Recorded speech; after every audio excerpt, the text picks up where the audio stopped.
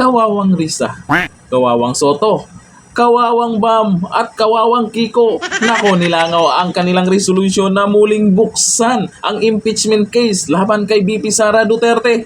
Walang kadala-dala, di ba? Tapos sasabihin na naman nila, taong bayan. Utot nyo blue. O eto, sapos po ay ang sabi dito, resolusyon para muling buksan ang impeachment case. Pirmado na nina Senador Kiko Pangilinan, Senator Bam Aquino, Senator Risa Hontiveros at Senate Minority Floor Leader Tito Soto ang resolusyong nanawagan sa Korte Suprema na i-reconsider ang impeachment case laban kay Vice President Sara Duterte. Paano yan? 4 lang kayo dyan at 20 or 20 senador ang gustong respetuhin ang desisyon ng Korte Suprema. Kayo naman hindi pa rin kayo nakamubon dyan. Trabaho na dyan. Puro kayo impeachment dyan. Meron na ngang inilabas na desisyon, hindi pa rin nakamove on. Ayon kay Pangilinan, ipinakita na raw niya ito sa ilang mambabatas noong State of the Nation Address or SONA at sinabing i-review nila ito. Pero, isa sa senador po ay nagsalita na at naninindigan talaga tungkol po dyan sa desisyon po ng Supreme Court. Ito, si Senator Estrada. Because ang sabi ng Supreme Court, it is already executory. Alright? So, we have to abide by the ruling of the Supreme Court. Sabi ng Supreme Court, sa desisyon ng Supreme Court, sabi ng Supreme Court, the Senate has no jurisdiction already. Dahil unconstitutional nga yung final ng House of Representatives. So, we do not have any jurisdiction anymore. And the Senate will not convene as an impeachment court because we do not have any jurisdiction anymore. Alam na. Maraming senador na gustong respetuhin po yung desisyon ng Supreme Court. Pero itong 4, may paperma-perma pang nalalaman. Gusto talagang ituloy ang impeachment case kay BP Sara Duterte. Para sa akin may kulang pa sila. Di ba nakaraan? Voltes 5 ang mga yan. Bakit 4 na lang? Nasaan na yung isa? Nakikiramdam ba?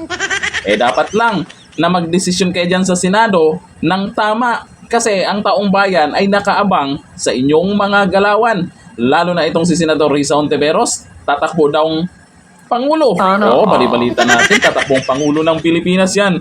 Pero ganito bang Pangulo ang ating pipiliin sa mga ganyang galawan? Ay wag na, uy.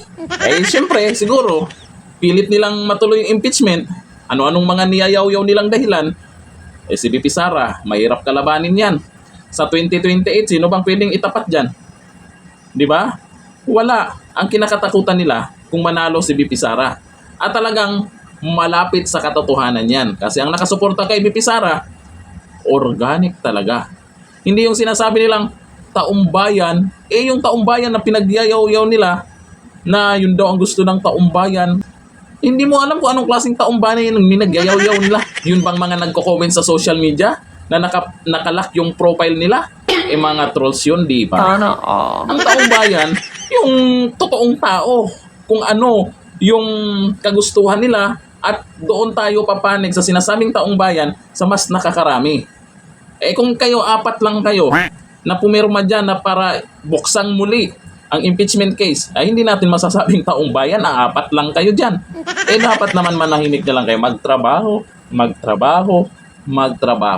Masyado lang at may chance pa naman. Pagdating po ng 2026, ilang buwan na lang, Risa. Relax lang.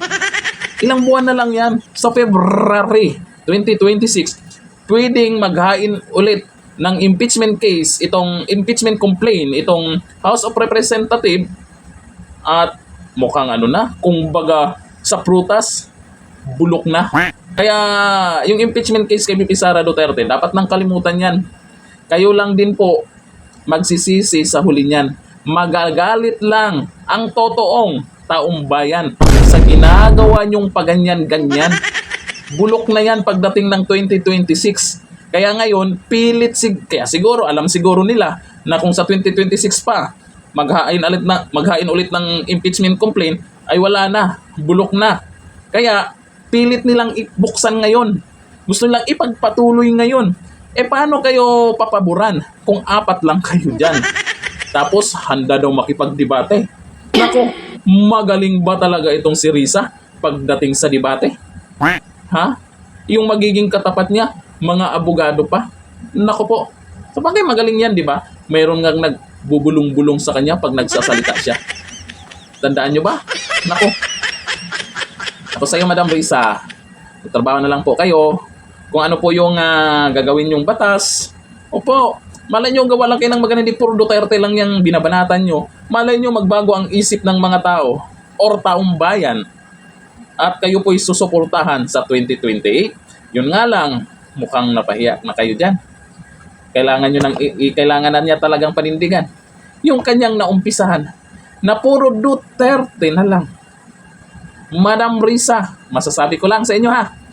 Good luck na lang. Ganito na, thank you. Bye-bye.